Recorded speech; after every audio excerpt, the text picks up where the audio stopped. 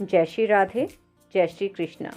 नयन बावरे हो गए, देख पिया की शान, शब्द भिखारी हो गए, हुआ न रूप बखान। इतनी सुंदर छवि है हमारे कन्हैया की। हमारी सांवरी सरकार जब भी उनसे नयन मिलाते हैं तो उन्हें देखते ही रह जाते हैं, मानो हम सब अपनी सुध बुध भूल गए हों। कन्हैया का त्रिभंग रूप सभी का मन हर लेता है। जैसे ही हम कृष्ण बोलते हैं हमारा मुख भी टेढ़ा हो जाता है और हमारे कन्हैया लीलाएं भी ऐसी ही सुंदर सुंदर टेढ़ी मेढ़ी करते हैं जो उनके भक्तों के अलावा कोई समझ भी नहीं पाता। क्या आप जानते हैं कृष्ण टेढ़े क्यों हैं? ऐसे ही हमारी प्यारे से टेढ़े कन्हैया की कथा है। यह बहुत सुंदर कथा है, अवश्य सुनिए। बहुत ही अद्भुत कथा है। हमारा बेड़ा पार तो हमारे कान्हा जी ही लगा सकते हैं। कृष्ण टेढ़े क्यों हैं? टेढ़े कान्हा की कथा एक बार की बात है। वृंदावन का एक साधु अयोध्या की गलियों में राधे कृष्ण जप रहा था।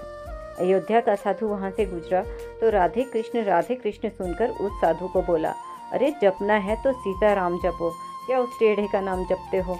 वृंदावन का साधु भड़क उठा, जरा जुबान संभाल कर बात करो।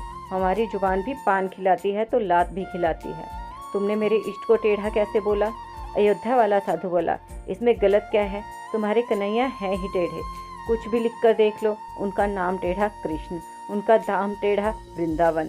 वृंदावन वाला साधु बोला, चलो मान लिया उनका काम टेढ़ा है, वो खुद भी टेढ़ा है, पर ये तुम कैसे कह रहे हो कि मेरे कन्हैया टेढ़े ही हैं? अयोध्या वाला साधु बोला, अब जरा ये बताओ, सुनो।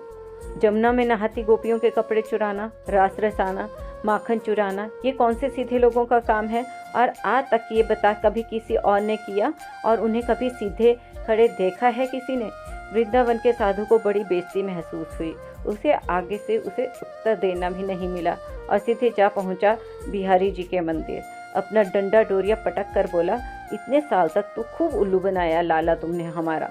ये लो अपनी लुकटी, ये लो अपनी कमरिया। और पटक कर बोला, अपनी सोटी भी संभालो, हम तो चले अयोध्या राम जी की शरण में। और सब पटक कर साधु चल दिया।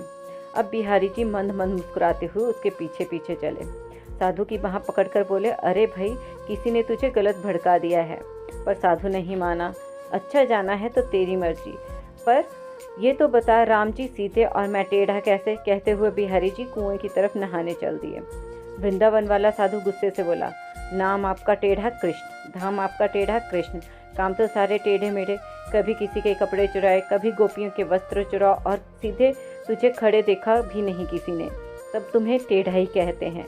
अयोध्या वाले साधु से भरी हुई सारी झै झै बेइज्जती की सारी भड़ास निकाल दी कन्हैया पर।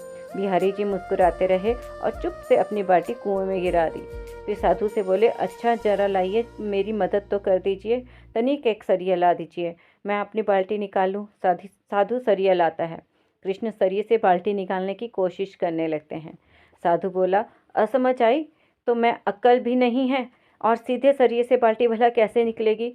सरिये को तनिक टेढ़ा कर देख, फिर देख एक बारी में बाल्टी निकल आवेगी। बिहारी जी मुस्कुराते हुए बोले, जब सीधापन इस छोटे से कुएं से एक छोटी सी बाल्टी नहीं निकाल पा रहा तो तुम्हें इतने बड़े भवसागर से कैसे पार लगा सकेगा? अरे आज का इंसान तो इतने गहरे पापों के भवसागर में डूब चुका है, इसे निकाल पाना मेरे जैसे टेढ़े की ही बात है।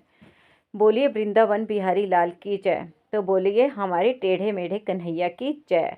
जय श्री राधे, जय श्री कृष्णा। आपको हमारे कान्हा की यह कथा कैसी लगी?